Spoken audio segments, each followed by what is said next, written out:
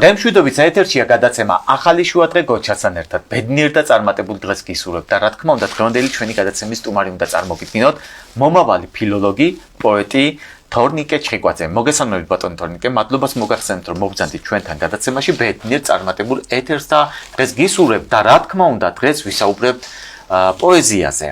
ჩვენს სტუდიაში მაგიდაზე განთავსებული არის წიგნები, თან ავტორის ასე ვთქვათ კრებული არის წიგნები, ძალიან ბევრი ლექსის ავტორი ბრძანდებით და ასევე ლექსებს წაგვიკითხავთ და ჩვენს ფასტელი მაყურებელს მივაწოდოთ იმ ინფორმაციას, თუ ეს ნიჭიერება თქვენში როგორ გაიღვიძა. კიდევ ერთხელ მოგესალმებით. მოგესალმებით, მივესალმებით თქვენს მაყურებელს.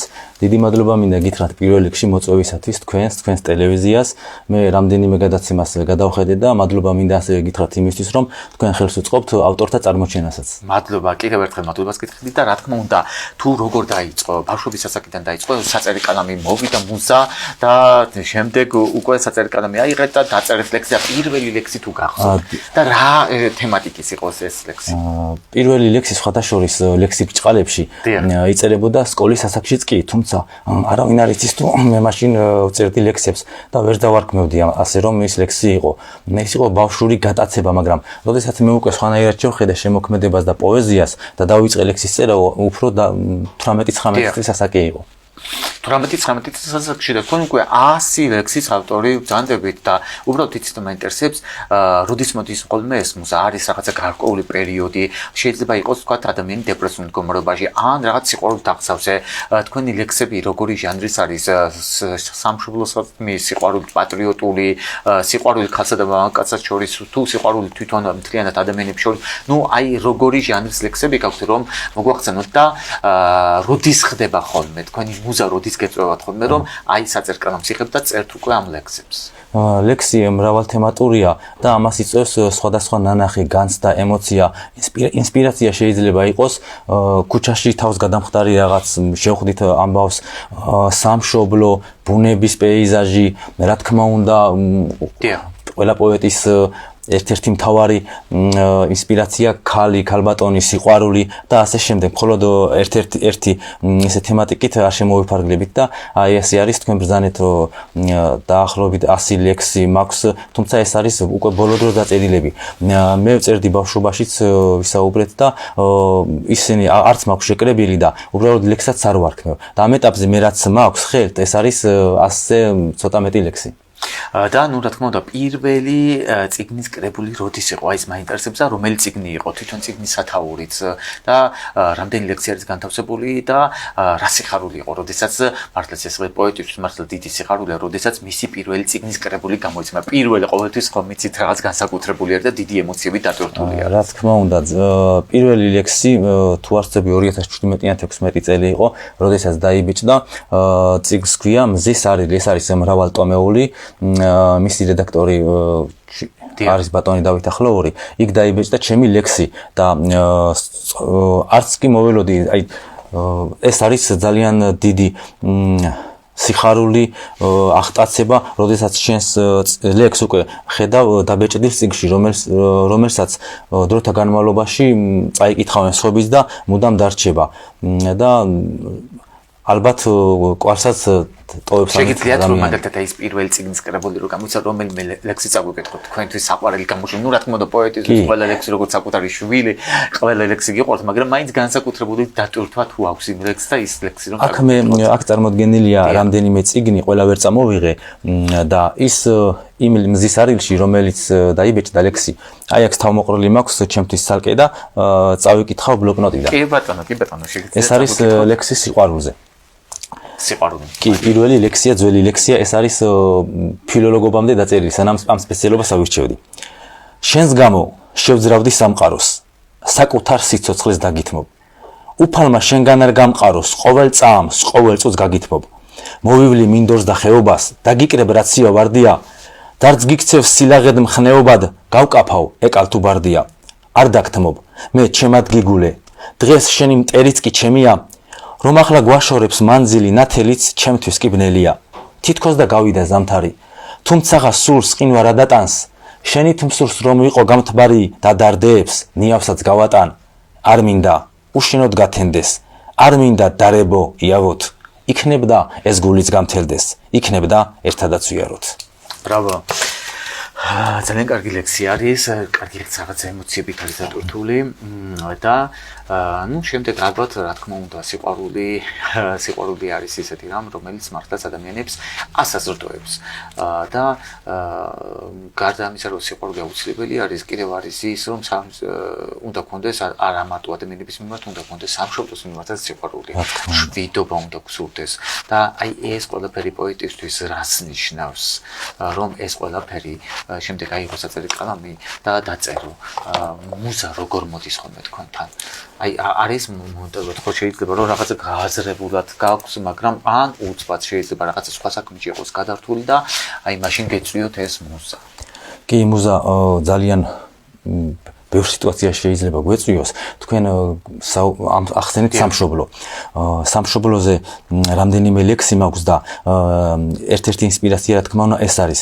მე ვიყავი ემიგრანტიც 2013-2016 წლებში და უკვე ჩამოსული ვიყავი, როდესაც ეს ლექსი დაიბადა, დავწერე, თუმცა იმ ემიგრანტობით იყო გამოწვეული. სამშობლო რა თქმა უნდა უმთავრესია, ყველაფერი სამშობლოთი იწყება და იმ განცდილით, როდესაც თურქეთიდან დაბრუნებულმა დავწერე ეს ლექსი, შემოგთავაზებ და მე მინდა აი აქედან თქვენი ტელევიზიის საშუალებით ემიგრანტები მოვიკითხო, ვიცი რასაც ნიშნავს, რაც არის და ყველას უსურვებ, ყველა ემიგრანტს, რომ თავის სამშობლოში დაბრუნებული იყოს და თან ისე რომ ყველა წასულია ისევე როგორც მე ეკონომიკური მდგომარეობის გამო და ჩვენს ქვეყანაში მოგვეკიდოს ფეხი ისე რომ არ გჭირდებოდეს ქვეყნის გარეთ შრომა და ჯაფა. წაგიკითხავ, შემოგთავაზებთ სამშობლოზე ლექსს. ეს იქ დაწერეთ, როდესაც იქ არა, თუმცა სამშობლოში ვიყავი ძალიან ახალი ჩამოსული. და შეიძლება ის დიდი დაგროდა და კი, როდესაც შეიძლება გროვდება ეს შთაგონებაც და შეიძლება გინდოდეს დაწერა და იმ წუთას ვერ დაწერო. თუმცა აი ასე რომ ვთქვათ გაწვალებს და ბოლოს მაინც ამოხეთქავს და იცლები. და როდესაც რაღაცის დაწერა გინდა და თან შეიძლება ვერ წერდე, რაღაც ხელს გიშლიდეს, ცდილობ რომ ეს მუზა არ გაუშვა და როგორც იქნა ჩავებღაუჭე და დამაწერინა ეს ლექსი.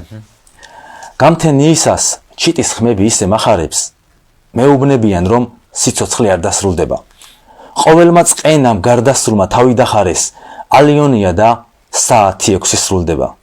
სოფლის ჰაერი გაფილტრული, ირგვლივ ხედები, ამაყი მთები ავდა კარგის მრავალ ნახული, წარსულისაკენ სინანულით არ ვიხედები, ყველა იმედი გავაღვიძე გადანახული. რა ლამაზია მზის სხივი რომ მოეფინება, საკვები მოაქვს ბარტყისათვის მერცხალს ბუდეში, აქვე ახლოს რომ ნაკადული მოედინება, აი ესაა ჩემი რწმენა, ჩემი ნუგეში. ყველა ღარიბი მდიდარია უფლის წყალობით, ვისაც ჩაესმის უცხოენის ნაცვლად ქართული. ყოველი დილა გათენდება ისევ გალობით, ბავშვი ვიცუფთა, სიკეთეში ვიყოთ გართული.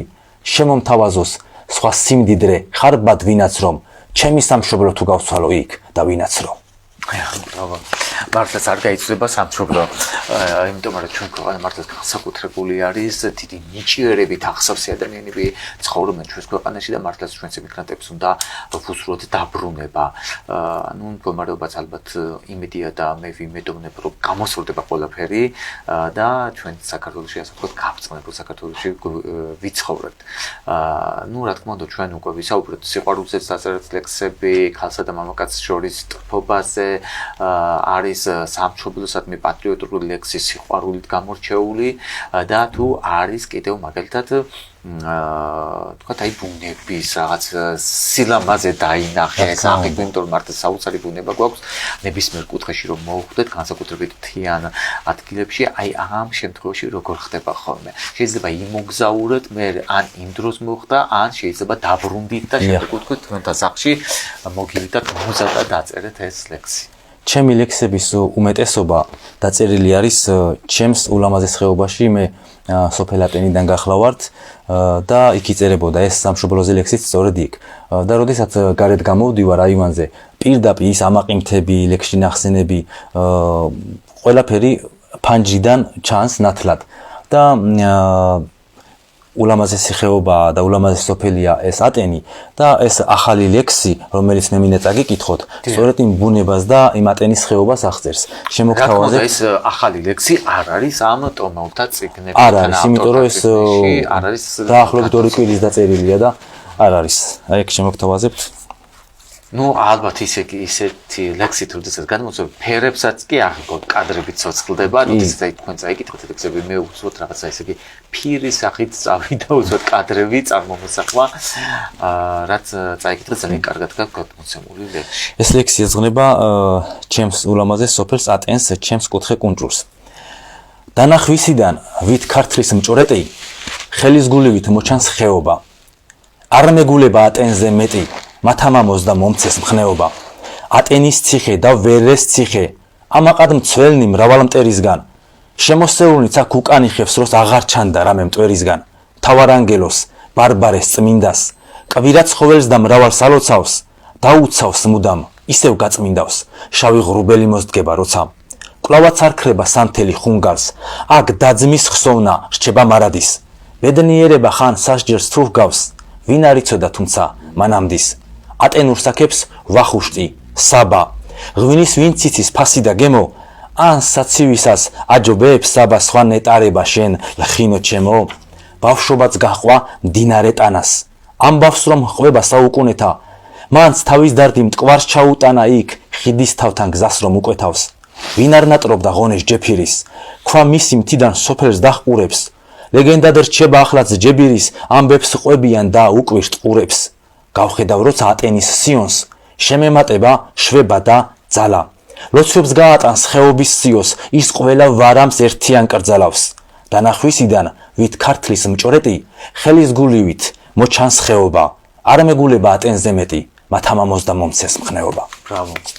მართლა ეს დიდი სიყვარული არის დათმოცებული ძალიან ამოწეთ და კარგად ჟღერს თქვენი ლექსი და ყველაფერი არის კარგად ასახული ამ ლექსში. გარდა თქვათ თქვენი ხეობის მიმართ რო გაქვთ სიყვარული, ну რა თქმა უნდა რომ საქართველოს ბუნებაც ძალიან ამაზია და ყველა კუთხე გამორჩეულად არის. თქვენ კიდევ რა შეგიძლიათ რამე ლექსი წაგვიკითხოთ ისეთი რომელიც ჩვენს ძვირფასთან მიმართულებაზე კარგად იმოქმედებს. ალბათ ყველაზე კარგად მოქმედებს სიყვარული და სიყვარულზე ლექსები და შემოგთავაზებთ ისევ შემდეგ ლექსს რომელიც ასევე სიყვარულზეა დაწერილი. თვალები შენი ვით უძიროტბა, იდუმალების მithრევს მორევში. ქვეყნიერების თავად ხარ ხოტბა, მით შენზე ფიქრსაც ვეღარ მოვეშვი. როს მარტო რჩები, მაშინ ცასუმზერ, რადგან თქვენ შორის არის კავშირი. ახლა შენზია გამოვა თუმზე და გულის ცემა არის კვლავ ხშირი. მაინც იმედით მე გაწვდი ფურცლებს, რომ მიფერადო ფერად ფანქრებით. ალბათ მიმიღებ როგორმე უცვლელს, თუ არ, ჩემს კვალთან ერთად გავქრები. ვერ დავიჯერებ ელენეს მითებს, ვხედავ შენს ბაგეს, როცა თმას გაშლილს, შენია ჩრდილი ღამეებს მითევს, ნუ გაიკვირვებ ჭკუიდან რამშლის. მშვენიერება აროდეს ცდება, არაერთია სხვა რამ ქმნილება, მაგრამ ვიწამე რომ ყველა ცდება, მხოლოდ შენშია სრულყოფილება. ბრავო. ну რა თქმა უნდა ეს უკვე თანამტორის ლექსები არის, ლექსი საკვანი და მე აქ სანამ გადაცემა დაიწყებოდა წავიკითხე ესე ბევრი შემშლია, ალბათ შემშლიანო. უბრალოდ ბევრი შემშლიან, ალბათ შემშლიანო. აქ შეშლაში რა იგულისხმება, რა გადმოეცით? ჩვენ ადამიანები შეიძლება ყოველნაირად მესვრიან, მაგრამ ვერ მესვრიან. კი, აი ადამიანები ხშირად უშვებთ შეცდომებს და როგორც გოეთე იტყო და ყოველი შეცდომა არის წინ გადადგმული ნაბიჯი და რაც უფრო მალე დაუშვებთ ადრეულ ასაკში დაუშვებთ შეცდომებს, მით უფრო კარგია, რადგან მომავალში გამოცდილები ვიქნებით და ფეხს იგივე ადგილზე არ წამოვკრავთ. ამ ალბათ შემშლიანში იგულისხმება, რომ ჩვენ თუ ძალიან ჩაუღრმავდებით ამ შეცდომებს და აგვიყოლიებს, შეიძლება უარყოფით შედეგამდე მივიდეთ. ეს ყველაფერი ჩვენ უნდა ავწონოთ, გავაანალიზოთ და ყველა ჩვენი შეცდომა უნდა გამოვიყენოთ ჩვენს იარაღად. და სწორედ აი ამას გულისხმობ აი ამ ლექსში. და მაგ ლექსსაც კი ბატონო, და ქარები ქრიან და მიფიქრიაო. ნუ ესე იგი ვფიქრობ ქარებთან უფრო რაღაცა ფიქრი დააკავშირეთ, ფიქრიც ხო ესე მიქრის და თქმა უნდა. შეგიძლიათ რომ ეს ლექსიც რომ წავიკითხოთ. ბევრი შემშლია, ალბათ შემშლიან. მტარვალი არის ხედავ ჟამთასლა. ხშირად მესვრიან, მაგრამ ვერ მსვრიან მე სხვა ბილიგზე მინდა გადასვლა. არის ორპირი და ეს პორფირი მლიქვნელთა ხელში რჩება ვადამდე. დაგღუპავს პირი, მოკლია ფერი. საქმე ხვალისთვის ნუღარ გადასდე. სათქმელი ვრცელი, თუმცა რეცელი, ნუ თუ დააცდის მამას სრულიად. აქვეა ცელი და მისი მცველი განიშნებს თურმე დასასრულია. შენია ნება, დღეები ცდება. მებრძოლის ბოლო უკეთესია. ვინც არ ეცდება, მეტად შეცდება. კრიტიკა მაინც ყველგანთესია. ზეცა ქუხილით, კაცი წუხილით, მონაცვლეობენ, უწევთ მსგავსება. ადამის ხილით, სავსე მარხილით, სულის ცოდვებით გვიწევს ავსება. ბრავო. დაიცით რომ ინტერესებს ძალიან ბევრი, როდესაც თქვათ ლექსს რო წერს პოეტი, შეიძლება რომ თქვათ ლექსის ასე ძალიან ბევრი 100 ლექსი, თქვათ 200-300 და შემდეგ დაიმახსოვროს ზეპირად და ესე ზეპირად წარმოქმნა, იმიტომ რომ ნახოთ შულებრივ ზეპირად თქვით ეს ლექსი და მართლაც ეს ნიჭიერება არის, როდესაც წერ ლექსზე თან ეს ყველაფერი ბევრ პოეტს შევიათ რომ თქვათ უფრო მისთვის უფრო არჩევანია რომ წაიკითხოს. კი, რა თქმა უნდა, სწორედ ბრძანებთ და სხვადასხვა არც ერთი ლექსი არ მაქვს ზეპირად ძალით ნასწავლი გარდა სკოლის ასაკისა. მაშინ არც კი ვიცოდი ლექსის მნიშვნელობა და უბრალოდ ვიზეპირებდით და აი ლექსი რომ და პოეზია ძალიან ახლოს არის და უდიდეს სიამოვნებას ვღებულობ, როდესაც ვკითხულობ ლექსს და რო უბრუნდები კიდე კითხულობ გესმის, ავტომატურად თავისთავად მომახსოვრდება და რამდენიმე ლექსი ვიცი. თუმცა სხვა პოეტის ლექსები, მედით პოეტებებზე მაქვს საუბარი, ტერენტი გრანელი, გალაქტიონი, შექსპირი, მათი ლექსები უფრო ბევრი ვიცი ზეპირად და ნუ შესაძლებლად ჩემებიც მომახსოვრდება. და ნუ რა თქმა უნდა ესეც ძალიან დიდი ასე ვთქვათ ალბათ მათგანაც ესეთი ის არის თქვენი мотиваციის წყაროც ეს დიდი პოეტების ლექსების როდესაც კითხულობთ რაღაც სურვილი და რაღაც ემოციებიც იტვირთება შენი ეს ფიქრები და უკვე შენს რაღაც მსგავსი ყოფილა რო თქვათ მათი ლექსების მსგავსი გადმოგეტანოს შინაარსობრივად და ნუ ეს შენი ვერსია რაც შენ მუზამოგდის და თქვათ ამ თქვათ იმ წაკითხულში რაღაცა გადმოტანილი მე ერთად შენ და ის უკვე განახლებული ის ემოციები გადმოტანილი უკვე თქვენს ლექსში როდესაც თქვენ უკვე დაწერთ ამ ლექსს ლექსის წერა აი სერიოზული თვალით რომ შევხედე როგორც აღნიშნე 18-19 წლის ვიყავი და პირველი ლექსი იყო სიყვარულზე გოგონა მომწონდა იმ დროს გონია რომ გვიყვარდა და ძალიან გამიტაცა იმ პერიოდში შექსპირის 119 სონეტი შემხვდა სრულიად შემთხვევით და შემდეგ იქიდან გავეცანი შექსპირის კითხვა იქიდან დავიწყე ვკითხულობდი შემდეგ ჩვენს ქართულ პოეზიაში ყველაზე ახლოს რომლის ლექსებსაც ვკითხულობდა თითქოს მგონია რომ მე მალაპარაკებს და ძალიან ახლო არის ეს არის ტერენტი გრანელი და ნუ სიყვარულის თემა და განცდები შეიძლება განცდები ემთხვეოდეს მაგრამ რომ გადმოტანა ასე არა ნუ საერთოები ბევრი მოიძებნება რა თქმა უნდა და მე ხშირად უკვე ლექსი რო დაწერილი მქონია შემდეგ წამიკითხავს სხვის ლექსი და რა თქმა უნდა, ძირითადი კვანტები შეიძლება დამთხოვლიც ყოფილიყოს. ემთხვევა ისე რომ აი არც კი წარმოდგენაც კი არ ქონდა და გიკვირს. ანუ ესე იგი ეს სხვასაც უთქვამს. თორე შენ რო იცოდე რომ ის უკვე დაწერილია და სხვას დაუწერია, შენ იმას რა თქმა უნდა მოერიდები. რა თქმა უნდა. და გარდა იმისა რომ თქვენ პოეტი, ნუ ეს უკვე არის ნიჭიერება, როდესაც თქვენს ასე ვთქვათ ფიქრებში ხდება რაღაცა გარდასახვა არის და უკვე ლექსს რო წერთ ეს მართლა ნიჭიერება არის. მომავალი ფილოლოგიც ბრძანები და აი ეს რატომ აირჩიეთ ეს პროფესია ფილოლოგობა? სწორედ ლექსების გამო მინდოდა რომ ჩემს სფეროში უკეთესი ყოფილიყავი, უკეთესი გამხდარიყავი, ნაბიჯები წინ გადამედგა, ავირჩიე ეს სპეციალობა ქართული ფილოლოგია და ბევრი არც მიფიქრია. მე რომ არ ყოფილიყავი ფილოლოგი, ვიქნებოდი ისტორიკოსი, სკოლაში ყველაზე კარგად სწავლობდი ისტორიას და ქართულს. თუმცა ეს ისტორია ფილოლოგიამ გადასწონა ისტორია სწორედ აი ამ ლექსების გამო. და მინდა აღვნიშნო და ხაზი გაუსვა იმას რომ რაც ამ სპეციალობაზე ვსწავლობ უფრო და უფრო მიჭირს ლექსების დაწერა ადრე უფრო წერდი იმიტომ რომ უფრო კრიტიკულად ვუდგები და საკუთარი ლექსები უკვე იმდენად აღარ მოგწონს და ნუ ალბათ ეს კარგიც არის და იმედია კიდე უფრო მუზარომოა უფრო და უკეთესი და უკეთესები დაიბადება და უფრო კარგი ფორმები მიეცემა ამ ლექსსაც და გამოვიყენებ ჩემს ფილოლოგიასაც ისე ვიარაღად. ალბათ დაუბრუნდებით თქვენს თქვათ ატენდამწონდებით და დაუბრუნდებით იქ და ფილოლოგიურ მოღვაწეობას იქ განაგზავნთ. დიახ ატენზე. და მრავალ თაობას აღზრდით და გადასცემთ იმ ცოდნას, რაც თქვენ გაგაჩნიათ. კი, აი სხვათა შორის ბევრი მისვამს კითხვამს, რომ რადგან ფილოლოგიაზე ჩავაბარე, უნდა ვიყო მასწავლებელი და პედაგოგი. მე ამას რა თქმა უნდა არ გამოვრიცხავ.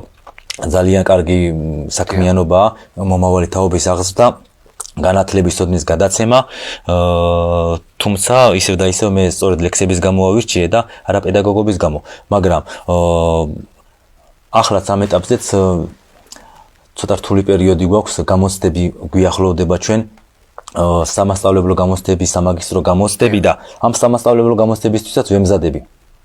და ამის გამო შეიძლება რომ ვიყო პედაგოგიც, ვიყო ცოტა მოშორებით შეიძლება ლექტორი და ასე და ასე რომ ჩემს სფეროში დავემკვიდრო ჩემი თავი.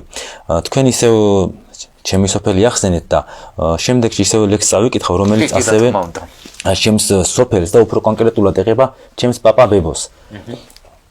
პაპა ბებოს რა თქმა უნდა სიყვარული.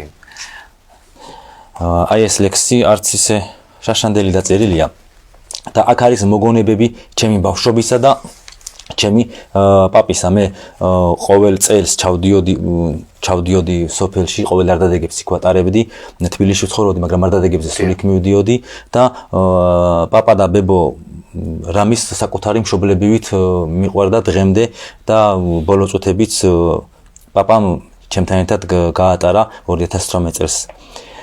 აი შემოგთავაზებთ ამ ლექსს. კი ბატონო. პაპისეული მეჭერი მიცავს, სადაც იწყება ბავშვობა ჩემი. გამთენიისა ზვაბიჯებ მიწას, რომელითაც 100 ამაყი ვრჩები.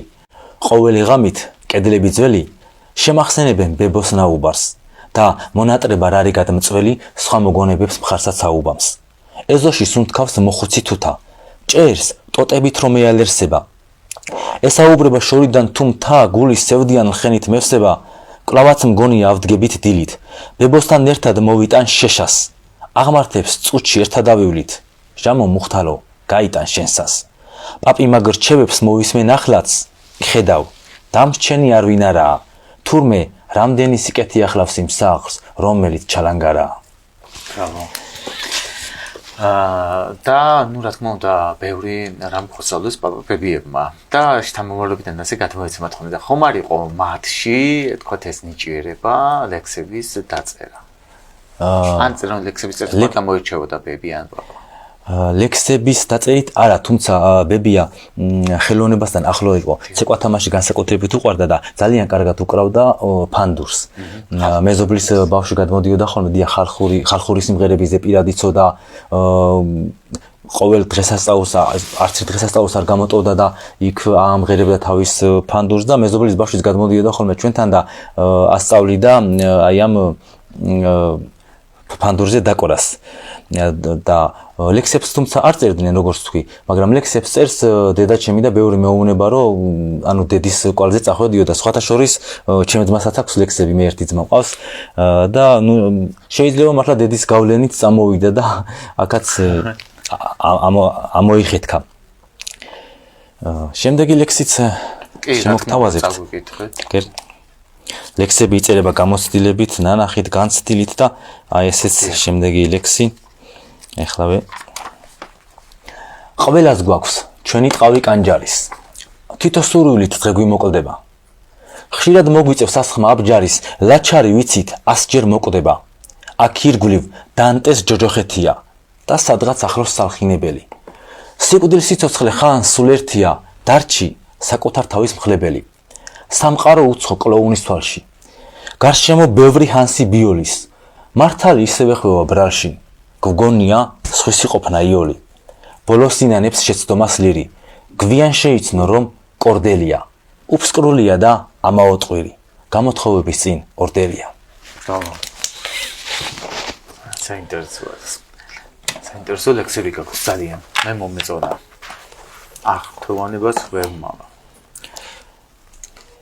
ძალიან ბევრი ახალგაზრდა პოეტები არიან ამ წიგნის თანაავტორი. ძალიან ბევრი ლექსები არის განთავსებული და ჩვენ უზრუნველყოფს ტელემოყრუბლობას შეიძინეთ და წაიკითხეთ ეს ლექსები და რა თქმა უნდა თორნიკეს მიერ გამოცემული ლექსებიც. კი. ისე სხვათა შორის ჩვენ ადამიანები საკუთარ თავზე გამომესწია, როდესაც ხალხმრავლობაში ვართ. მაშინ არ იქნება მარტო ჩემი გამოცდილება, თავს უფრო მარტო გრძნობთ, უფრო ჩვენთვის გრძნობთ, ვიდრე როდესაც მარტო ვართ. მარტო უფრო თავისუფლად ხარ და საკუთარი თავი გახლავს და უფრო გრძნობ, რომ არ ხარ მარტო ყოფნისას. და ეს რომ გადავშალე, სწორედ აი ამ ვითარებას და ამ სიტუაციას ეძღვნება ეს ჩემი ლექსიც. და მარტოობას. აი კი არის მარტო, მაგრამ ახარ მარტო. კი, ყველა ლექსებიც ძირითადად მარტო ყოფნისას იწერება და ლექსი რომ დაწერო ეს ღამის საათებში ხდება თუ დღის საათებში. კი, რა თქმა უნდა ორივე პერიოდში, მაგრამ ღამე არის მეგობარი შემოქმედისა, სრული სიჩუმეა, შენ თავთან მარტო რჩები, უფრო მეტი ეს დაგროვებული განცდები, ემოციები მოდის და ხელისშემშლელი ფაქტორების ნაკლებად გაქვს და გესაუბრება ის რაღაც და რაღაც ის ემოციები და ის ძალები და ის განცდები გაწერინებენ. აი ეს მარტოობაზეა ეს ლექსი ზუსტად.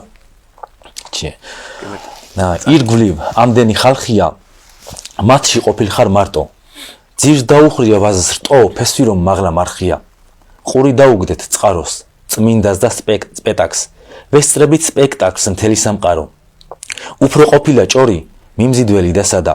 ქარიშხალს მიჰყავს სადა კაცი ვით არ წივს ქორი, ზოგჯერ წვიმებსაც აიტეხს, ზეცა ცოდვისგან გვბანს, ვეღარ მიიღებს ბანს, ვინაც კი სიტყვას გაიტეხს. ბრავო. და კიდევ რა თქმა უნდა ჩვენ თან რადგან ჩვენ თქვით რომ პოეზიის შუადღე გვაქვს ძალიან ბევრი ლექსები წავიკითხეთ, მაგრამ კიდევ უნდა წავიკითხოთ ლექსები, იმიტომ რომ დღეს არის პოეზიის საღამოს ამბობენ ხოლმე, მაგრამ ჩვენთან შუადღე არის, პოეზიის შუადღე გვაქვს. ია გადავშლი აი ძალიან მომწონს კარგი შინაარსობრივი ლექსები არის, რითმებით ძალიან მოხდა. ილაპარაკა ბევრი ნამდვილად, თუმცა არ უთქვამს მას არაფერი. სიტყვები მასთან კვდება ადვილად, ვისთვის ერთია ყველა სხვაფერი. იცოცხლა, მაგრამ არ უცხოვრია. რამდენი ხარჯა ვერ შეიძინა, რასაც მიადგა ვერ უპოვნია, ძილშიაც ვეღარ გამოიძინა. იქვე უყურებს, ვერ ხედავს სრულად, გადააბრალა მერე განგებას. ნანატრი თუ კი არ აგისრულდა, იქნება აკლია შენი რამ ნება.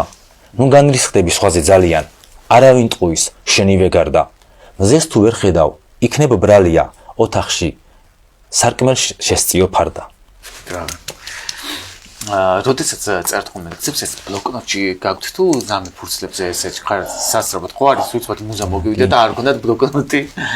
კი, ვაჟაფშაველა იყო ხოლმე ასე, როდესაც თავის სახნავში იყო თუ სამკელად იყო, ჯიბეში სულ ახლდა კალამი და ფურცელი და ხშირად მიუტოვებია, რაზეც თავისი მეუღლე უბრაზდებოდა ხოლმე და ნაწყენი რჩებოდა, ადიოდა და წერდა, რომ ის მუზა არ დაკარგულიყო კალამ-ფურცელით. ნუ დღეს ტექნოლოგიებია განვითარებული და შეგვიძლია მობილურ ტელეფონშიც ჩავამახსოვროთ და უმეტესად წერ შერეულად სხვათა შორის ძირითადად მაინც ფურცელზე ვწერმე და შემდეგ უკვე შესწორებულით გადამაქვს უკვე ჩამოყალიბებული ჩემს ბლოკნოტში.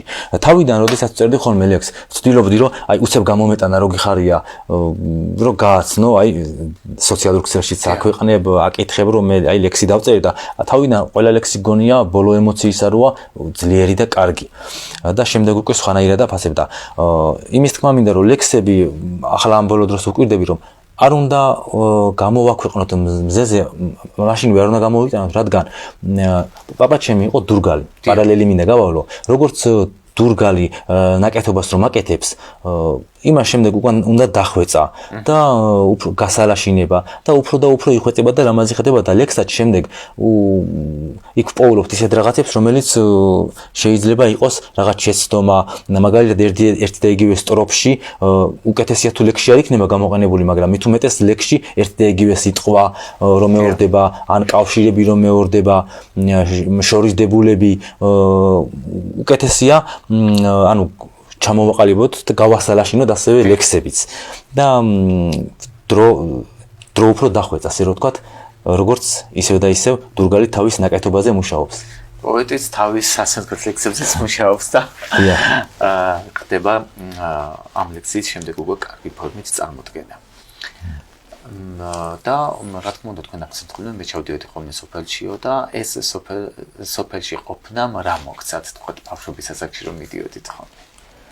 სოფელში ყოფნა მომცა ლექსების უმეტესობას სწორედ სოფელში ყოფნა მომცა ის მოგონებები დაგროვილი ყველაზე ტკბილი და ყველაზე ლამაზი რაც არის ადამიანისთვის ეს არის ბავშვობა ხო როგორც ეგზიუპერი იყო და ყველა იქიდან მოვდივართ და იქ ვეღარავინ ბრუნდებით მაშინ ვერ ვაანალიზებთ პატარები რო ვართ დიდობა გვინდა და ხოლმე სულ მინდოდა პატარა რო ვიყავი რომ მალე დიდი გამხდარიყავი დიდი მაგრამ ეხლა პირიქით მაგრამ ამის საშუალება აღარ არის ვეღარაფრით ვეღარ დავიბრუნებ და ეს მოგონება მომცა სწორედ ჩემს სოფელმა ჩემი პატარაობის ჩემი ფეხში შველა სირბილის მოგონებები ჩემი მდინარეში გატარებული ბავშვობისა და როგორც იქ სოფელ ლექსში ვახსენე ატენზე დაწერილში ბავშვობაც გაყვა მდინარე ტანას და ეს მოგონება წეღან წავიკითხე სოფელ ატენზე და რა თქმა უნდა გადაცემის დასასრულსაც კიდევ ერთ ლექსსაც წაგვიკითხავთ და მანამდე რა სამომავლო გეგმები გაქვთ ну რა თქმა უნდა თქვენ უკვე მომავალი ფილოლოგი ბრძანებით და ამასთან დაკავშირებით მოგვახსენებთ კიდევაც და შეიძლება კიდევ ბევრი რამე სიახლეები გქონდეთ და ну ამ ლექსებთან დაკავშირებით რომ საკუთარი ალბათ წიგნის კრებულის გამოცემასაც შეძლებთ იმიტომ რომ საზოგადოებასაც ჩვენ სულფასელ მაყურებელსაც უნდა შევახსენოთ რომ აუცილებლად უნდა გამოსცეთ კრებული და შემდეგ უკვე ჩვენთან გადაცემაში ახალშუა დღეში იქნება თქვენი წიგნის პრეზენტაციაც. დიახ, გეგმები რა თქმა უნდა მაქვს ჩვენი ცხოვრება არაფერია თუ მიზანი არ გვაქვს და ამ მიზნისთვის არ ვბრძოლობთ. ამ ეტაპზე ყველაზე ახლო მიზანი რაც არის და გეგმა რაც არის, როგორც საუბარში ვახსენე, ძალიან კარს მომდგარი არის სამაგისტრო გამოცდები და სამასწავლებლო გამოცდები. ეს არის ჩემი პირველი მიზანი, რომ ეს გადავლახო და ჩემს სფეროში განვითარდე, არ დავრჩე ერთ ადგილზე და რაც ჩვენს პოეზიას შეეხება, მე საკუთარი წიგნი ჯერჯერობით იმიტომაც არ მაქვს რომ მე მინდა რომ კიდევ უფრო ხარისხი ჩანდეს და არ ვიჩქარო მირჩევნია გვიანი იყოს და უკეთესი ლექსები დაიწეროს დაიხვეწოს და გამოიცეს ასე ეს არის ჩემი სამომავლო გეგმები. მადლობა. და ну რა თქმა უნდა მე დაგემშვიდობებით, ჩვენ ძვირფასად მაყურებელსაც უნდა დავემშვიდობო და ბოლოს ეს ტრადიციული კითხვა მაქვს ხოლმე, რა ასრულები გაქვთ ტელეკომპანიებით რეალს რას უსრულებთ, გადაცემა ახალშუა დღეს ჩვენ ძვირფას ტელემაყურებელს და ჩვენ ძვირფას ემიგრანტებს ყოველთვის გადაცემაში ვუთვლით აქედან რომ დაბრუნდნენ და სიკეთეს და ბედნიერებას უსურვებთ მათ. მე გისურვებთ თქვენ პირველ რიგში ისევ მინდა რომ მადლობა გადაგიხადოთ ამ დღევანდელი ლამაზი დღისთვის ტელეკომპანია ტრიალეს თქვენს გადაცემას უსურვებ უხმაყურებელს თქვენ კიდევ და კიდევ უფრო მრავალ საინტერესო სტუმარს და უამრავ წარმატებას რა თქმა უნდა ემიგრანტებს ისევ მოვიკითხავ და ნუ ეს ჩვენი თანმდევი ტკივილია და ერთად ქვეყანაში ერთად ყოფილიყავით ჩვენი ქვეყანაც მალე გაერთიანებული იყოს და ნუ არ გჭირდებოდეს ისევ და ისევ ქვეყნის გარეთ წასვლა მე ძალიან კარგად ვიცი ემიგრანტობის უძილო ღამეები, ტკივილი, შენი სამშობლო და გამოგიცდეთ თქვენ რა თქმა უნდა რა თქმა უნდა და ნუ რა თქმა უნდა გადაცემის დასასრულს ლექსით ასე წაგვიკითხავს ბატონი თორნიკე ლექს და დავამშვიდობებით ბედნიერად უნდა დავამშვიდობოთ. დიახ, შემოგთავაზებთ შემდეგ ლექსსაც. კი ბატონო. ადამიანთან დაიჭირე ჯერ დისტანცია. ზოგი ჭკვიანი, ზოგიც ბრიყვი, ბევრი ანცია. გაცხარებული ნუ გადაწყვეტა ცივი გონებით, შიერი იყავდა, ნუ დავის დაემონები. ვისაც მეტი აქვს, სიხარბისგან მაინც სულშია. ხორცი რომ ხიბლავს, სილამაზე უფრო სულშია. თავი ძლიერი ნუ გგონია, როცა ერევი. იქ შენი საქმე რაც არ არის, ნუ ჩაერევი. როგორც შენ გვინდა, სამწუხაროდ რადგან არ ხდება, დაუღალავად თუ იშრომებ, მაშინ ახდება. ბოლოს სრულიად დამთავრდება ყველა ქაოსი. გამოცდა თუ კი ჩავაბარეთ სააქაოსი. წესიერება და სიმართლე დაიმეგობრე. არ მიატოვებ საკუთარ გემს, როგორც მეკობრე. მეგობარმა თუ შეცდომები გიქო, მტერია. ადამიანი საბოლოოდ მაინც მტვერია. მადლობა და დაგემშვიდობებით წარმატებებს გისურვებთ და ჩვენს ვირფასად მაყურებელსაც დავამშვიდობებით. გემშვიდობებით. ნახვამდის დიდი მადლობა.